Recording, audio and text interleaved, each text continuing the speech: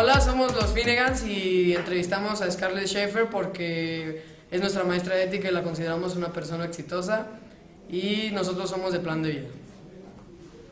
Bien, estamos aquí entrevistando a Scarlett. Scarlett, nuestra maestra de ética. Muy bien, Scarlett, buenos días. Buenos días. ¿Cómo estás? Bien, gracias. Ok, primero que nada te vamos a hacer una entrevista acerca de tu éxito que has tenido profesionalmente y personalmente. ¿De acuerdo? Bien, comencemos. ¿Crees que la comunidad en donde vives o donde vivías influyó en tu decisión laboral para saber qué estudiar? Yeah, I do, definitely. I think that I had teachers in high school as well as my father is an academic, so he sort of influenced me to go into the field that I'm in now. He's a historian, so I studied anthropology and also the humanities, I think so. Yeah, definitely my family and school. La siguiente pregunta era, ¿tu familia influyó en la toma de tu decisión? Pues me comentas que sí. Sí, que mi papá estudia la historia y pues por eso sí, yo también fui a la universidad. De hecho iba a estudiar historia del arte, pero me cambié para antropología. Sí. ¿Qué te gustaba hacer cuando eras niña? ¿Consideras que como niña pequeña? Ajá, ¿qué te gustaba hacer? Pues me gustaba mucho pues estar con animales. De hecho eso era lo que pues quería hacer, algo con animales, pero pues así no. Eso no es que sucedió. ¿Y la ocupación que tienes actualmente es la que esperabas? ¿Tú querías ser maestra? Pues sí, de hecho sí, porque tengo dos trabajos. Entonces trabajo en una comunidad por una organización que da becas a estudiantes de bajos recursos. Entonces eso es lo que quería hacer cuando estaba en la universidad, también ayudar a la gente, hacer algo para el bien común y también pues también a enseñar, porque pues mis profesores eran sí, los ejemplos. Sí. Entonces sí. Sí, qué bueno. Sí. ¿Qué hechos contribuyeron a la toma de tu decisión sobre qué estudiar? Okay, I'm going to say this in English. So I went to the University of Delaware for my undergraduate, and I started there. I was going to do art conservation. So I was going to, my mother's a painter, and my brother's also a painter, and my father's a historian. So I thought, well, I'm going to join both of those together, and I'm going to do art conservation. So I started at the University of Delaware as an art conservation major, but there's a huge amount of chemistry for art conservation. If you know, to be able to know the chemical makeup of the pigments of the paint, or the chemical makeup of the fabric if you're working with textiles. And I took my first chemistry class, and I bombed it, and I could not understand it. I tried really, really hard. I mean, I excelled in my humanities courses. You know, all my humanities courses I did really well in. And I actually didn't even, the first, I think, grading, maybe after my second exam in my chemistry class, I was just like, I'm going to ruin my grade point average. I'm going to ruin my grades. I have to stop this. So I went to my chemistry teacher and I told him, listen, I can't understand. I'm spending all my time studying for this course and I just can't get it. And he said, well, you know, like I just dropped the course as like just to listen to the course. And he said, why don't you think about doing something a little more focused on the humanities? It doesn't carry so much chemistry or math. And so I went and saw a man in the Department of Anthropology, because I was really interested in what they call material culture studies. So you, as an anthropologist, you study human beings, right? We study culture and past cultures, and you also study primates to understand how human beings were before they've sort of evolved to this point. And there I was, and I changed my major to anthropology. So it was definitely an influence on what I was going to study. ¿Qué actos realizas actualmente y que contribuyen a la sociedad? Well, I guess my job with the organization, Weavers of Hope. I work for them. I do, basically it's field coordination. So the organization is located in Austin, Texas. And I'm here with another American woman, and I work basically just organizing the program. I mean, we do everything from counseling the students to the logistics of making sure, because it's a scholarship program, so we have to know, okay, how many students have this many grants, and we have to make sure that they're getting a certain grade point average. They have to make an 8. And so I think that's something, I mean, I'm contributing to sort of the global society. Mexico's not my country, but I consider myself a global citizen, so I think I'm contributing to my global community in that way. ¿Ya cumpliste tus metas personales? No, I mean, I think I've gotten maybe halfway to where I want to be with my education. I'd like to go back to school and maybe do another master's degree in anthropology or in the humanities. And I guess I have a lot to do in terms of personal growth too, I think. But I'm getting there. I work every day at what I'm doing. A lo largo de tu carrera, ¿cómo has trabajado para convertir tus debilidades en fortalezas?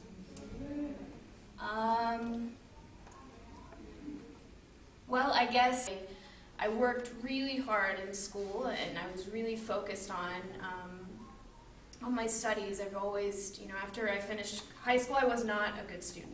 Up until my senior year, I was not a good student. But I had a great teacher who changed my sort of outlook on school. And once I started working, I was driven to make myself a better person through education. And still to this day, I think education is the most important thing in anyone's life, whatever form of education it is. If it's formal education by going to college, or if it's just education through travel or whatever you're going to do, I think it's the only way that we can contribute to our society in a meaningful way, as if we are constantly sort of searching to know more about ourselves and our world. So I don't know if I answered the question.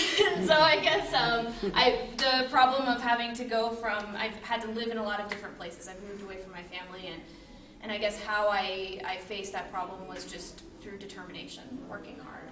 Mm-hmm. All right. ¿Yo?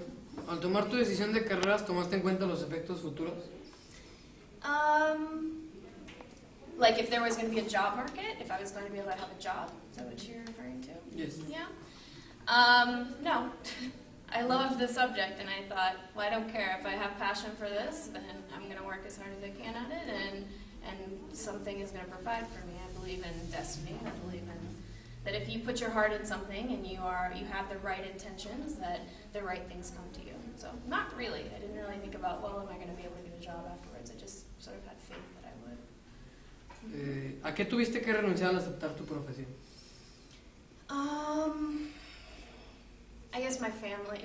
I didn't have to give up my family, but I've had to give up being close to my family. So I guess for the past, I haven't lived close to my sister. I have a brother and a sister, and my parents are both still alive, and so I had to give up living close to them. I haven't lived close to them in 15 years, something like that. So I've been away from them, and I did that because it was better for me to, I mean, there were good colleges close to where I lived, but it didn't offer the same opportunities. If I lived on the East Coast, I was close to a lot of bigger cities. I was able to have the experience of, I was close to Philadelphia, Baltimore, New York, Washington, D.C., and these were all in close distances, and it was better for me to live somewhere that was close to those cities where I could get more, I could have more opportunities and be competing with people at a higher level. So I guess being close to my family, I've had to give that up. ¿Alguna vez te ha dado miedo tomar una decisión? ¿Y qué decisión fue? What? ¿Alguna vez te ha dado miedo tomar una decisión? Yeah, absolutely. I'm afraid all the time. I'm still afraid. I mean, I'm a lot of times afraid of, if what I'm doing here right now in Mexico. I love this country, and I love working here, and I love my students, but at the same time, sometimes I'm afraid that I'm missing a lot from my family, and I'm missing some precious time with my family. So, yeah, I'm always afraid. Mm-hmm. ¿Cómo pudiste superar tu miedo a la toma de decisiones? I guess trying to look at the bigger picture. So I try to think about, Okay, I know that I remember, I love working in high school, for example, my job here. I love working in high school because I feel like I remember my high school teachers. I remember almost all of them, and it's really a blessing to be able to be that person in someone's life. And it's beautiful, you know, that I can possibly do something or say something or give something to someone here that is going to change their lives. It's a wonderful opportunity. So thinking about that, it sort of makes the sacrifices a little less harsh, I guess, thinking about my job and what I'm doing. Mm-hmm. Okay. ¿Crees que tus emociones afectaron tu toma de decisión? Yeah, because I feel like I had passion for what I was studying. So I think passion and determination and will and stubbornness, definitely. Okay. Mm-hmm.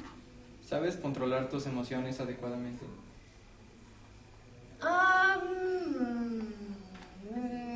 Kind of. I mean, I don't think anybody really can. I mean, I guess it depends on the situation, right? I mean, I think that I'm getting a lot better than I was with students. I'm a lot more patient and I'm a lot more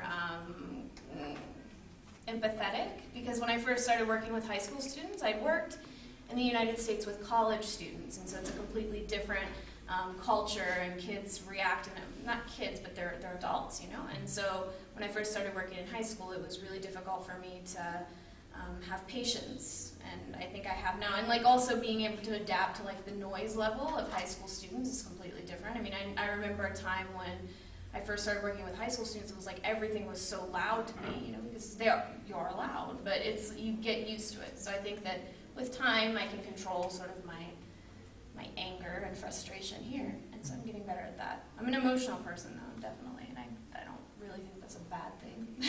So. Yeah. ¿Para qué eres buena en la escuela? Humanities and art, always. Mm-hmm. Okay. ¿Y tu profesión concuerda con tus habilidades? Yeah, definitely, I think so. Mm-hmm. Yeah. Okay, Scarlett. Uh-huh. Muchas gracias por tu tiempo. Muy buena entrevista y pues. Okay. Gracias.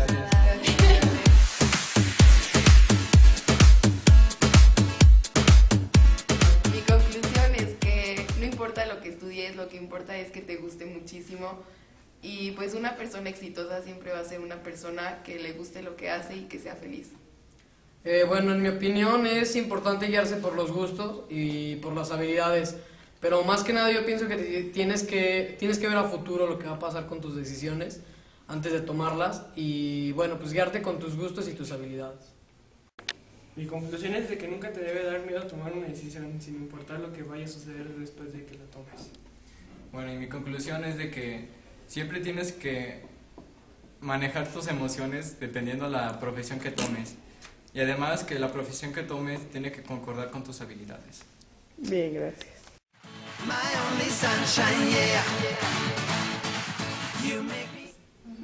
Well, the next question.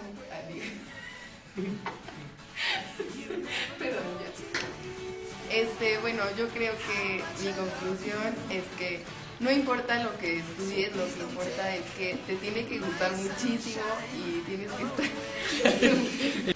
Siempre tienes... Ya, que síguele. Es que... A ver, ya otra vez, córrale. Yo empiezo. Sí. Ya. Pero es que avisas. Miguelito, ¿qué haces ahí? Nosotros elegimos de entrevistado a Scarlett Shaffer. Ahí va. Hola, somos los Finnegans y somos de Plan de Vida y... ¡Cállate!